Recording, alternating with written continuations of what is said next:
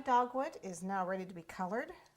They have a little bit of brown right where the heart, that little heart dips, right here.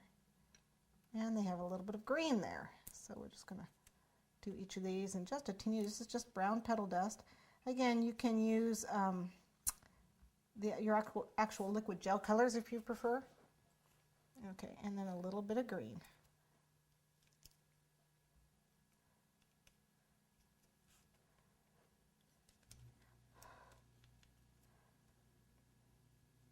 That little springtime look. Whoops, don't blow them all over the place.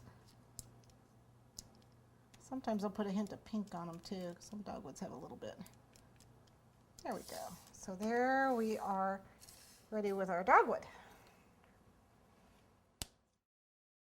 We're going to put our baby's breath together now, and it's kind of a, I don't know, it's got a bunch of messy little stems stuck together, so there's really no rhyme and reason how we put this together.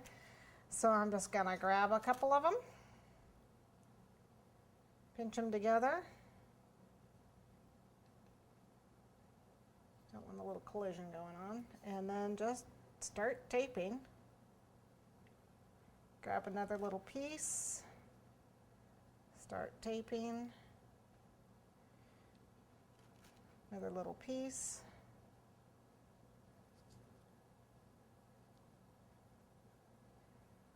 And just keep taping.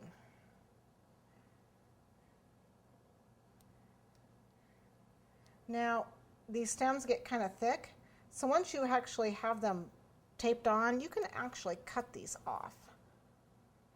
Once they're secure, you can start cutting some of the stems off so that it'll get thinner as you tape down. Just make sure they're secure before you start doing that, and that way you end up with just a thin stem at the end. It's a little thick in the middle, but it's thin at the end. So, but that's, you know, it's optional. You don't have to do that. But as you can see, I have a whole bunch of them here. You can see the difference between not thinning them out and leaving all the wires stuck together. So you can see it looks a lot nicer. And I got a whole bunch of those all put together. I'm going to get one more over here. Look, there's a rogue baby's breath that forgot to get on something. Let's attach them.